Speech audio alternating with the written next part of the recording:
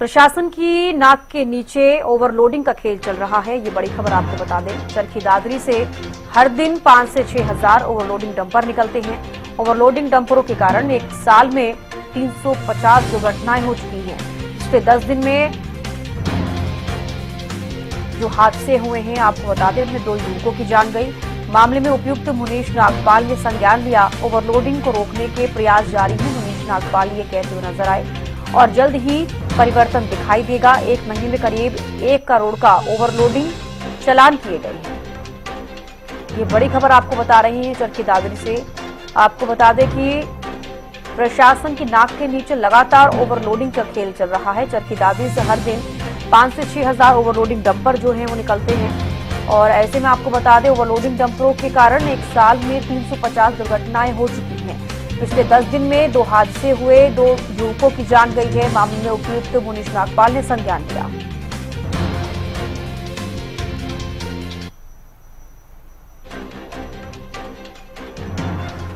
सुरेंद्र शर्मा हमारे साथ लाइव जुड़ गए हैं। सुरेंद्र, क्या कुछ ज्यादा जानकारी? लगातार ओवरलोडिंग का खेल चल रहा है और ऐसे में तमाम सड़क हादसे भी हो रहे हैं।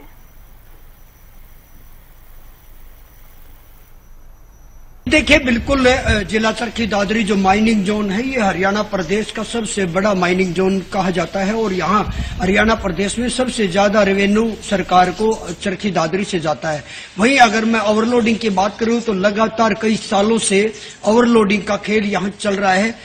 तत्कालीन यहाँ अजय तोमर जब उपायुक्त थे तब भी एक माइनिंग जोन का और ओवरलोडिंग का घोटाला निकल के सामने आया था, जिनमें उनका यहाँ से तबादला पंचकुला कर दिया गया था। वहीं लगातार ये कार्रवाई होने के बावजूद भी ओवरलोडिंग का खेल नहीं रुक पा रहा है। आरटीए विभाग और जो अब नवनियुक्त जो उपायुक्त हैं मुनीश नागपाल, उनका कहना है कि 1 करोड़ का प्रति माह यहाँ चालान किए जा रहे हैं, लेकिन ओवरलोडिंग पर यह बात सच्ची है कि नहीं रुक पा रही है। जो दिखता है वो सच है। उन्होंने भी माना है कि ओवरलोडिंग यहाँ चल रही है। अगर हादसों की बात करूं तो ओवरलोडिंग के कारण यहाँ जो मुख्य मार्गों से जो डंपर निकलते हैं उनसे लगातार हादसे हो रहे हैं। अगर प्रति माह की बात करूं तो प्रति माह में 10 से 12 हादसे हो जाते हैं और अगर पिछले 10 दिन की बात करूं तो 2 हादसे हुए, जिसमें 2 युवकों की जान भी चली गई। लेकिन प्रशासन इसको रोकने में अभी कई सालों से नाकाम रहा है और ओवरलोडिंग का खेल लगातार चल भी रहा है। उनसे अवैध माइनिंग के बारे में बात की, क्योंकि अवैध माइनिंग होगी तो ओवरलोडिंग जरूर होगी। इसको लेकर भी रोकने के लिए उपायुक्त ने कहा कि मैंने जो आरटीए है विभाग है उनके अधिकारियों की बैठक भी ली है और उनको निर्देश भी दिए हैं। अब परिवर्तन आपको नजर आएगा। लेकिन हर बार प्रशासन के जो नए अधिकारी आते हैं वो ये दावे करते हैं कि हम परिवर्तन आएगा और जो ये ओवरलोडिंग का खेल है बिल्कुल रोक देंगे। लेकिन वही डाक के 3 पात नजर आते हैं, क्योंकि ओवरलोडिंग का खेल लगातार चलता रहता है। यहां तक भी हुआ है कि आरटीए के अधिकारी जो चालान करने जाते हैं उनके साथ मारपीट तक हो जाती है और उनकी गाड़ियों को टक्कर भी मारी जाती है। खुद आरटीए अधिकारी ने ये भी कहा था कि हमें खतरा बना रहता है कि कई गाड़ी में कोई टक्कर मार के हमारी जान ना ले ले। वही प्रशासन भी इस ओर सतर्क नजर नहीं आ रहा, क्योंकि पुख्ता इंतजाम मुझे तो कोई धरातल पर नजर नहीं आ रहे हैं। जी बिल्कुल सुरेंद्र, लेकिन 1 महीने के अंदर तकरीबन 1 करोड़ के चालान भी किए गए हैं ओवरलोडिंग को लेकर। जब इसको लेकर चेकिंग की जाती है तो तमाम जो ओवरलोडिंग वाहन होते हैं उनको जब्त भी किया जाता है।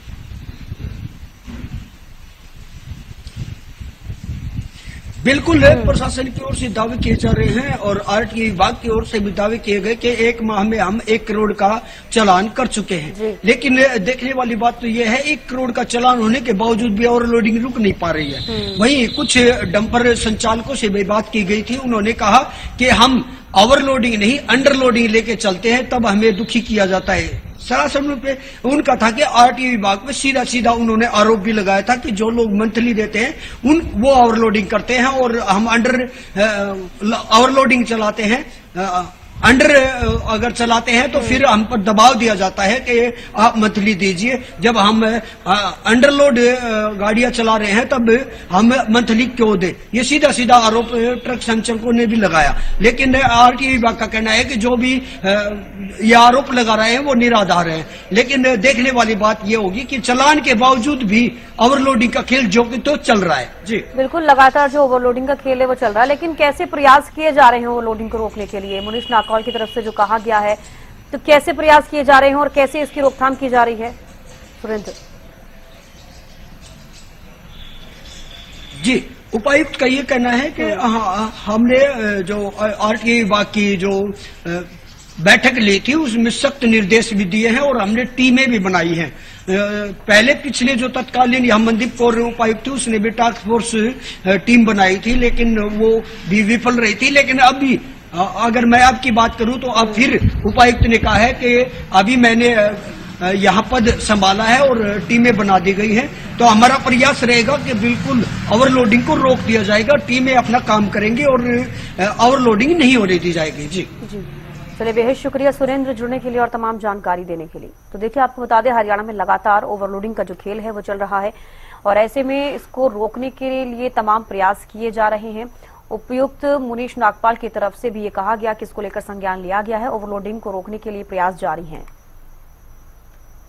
इस बात में विश्वास करता हूँ कि सीइंग इज बिलीविंग, जो दिखता है वो सच है। तो मैं इसमें इतना ही कहना चाहूंगा कि वक्त के साथ, समय के साथ है वो चीजें, आपको सब चीज इसमें कुछ परिवर्तन, इसमें परिवर्तन नजर आएगा। जब हम आरटीओ ऑफिस की बात करते हैं, चालान की बात करते हैं, तो इसमें इस माह आप देखते हैं कि 1 करोड़ से अधिक के चालान अभी जो ये सितंबर में किए जा चुके हैं। और इसमें मेरे एसपी महोदय से भी, सेक्रेटरी आरटीए से भी, माइनिंग ऑफिसर से भी बात हुई थी। इसमें एक ऐसी खाका बना के, एक ऐसी तरीके को अपना के इसको रोकने का हर संभव प्रयास रहेगा। टीमें बनाकर ये सभी विभाग इसमें इन्वॉल्व हों और सभी का कलेक्टिवली इस पर अंकुश लगाया जा सके, तो कुछ दिनों में आपको परिवर्तन नजर आएगा।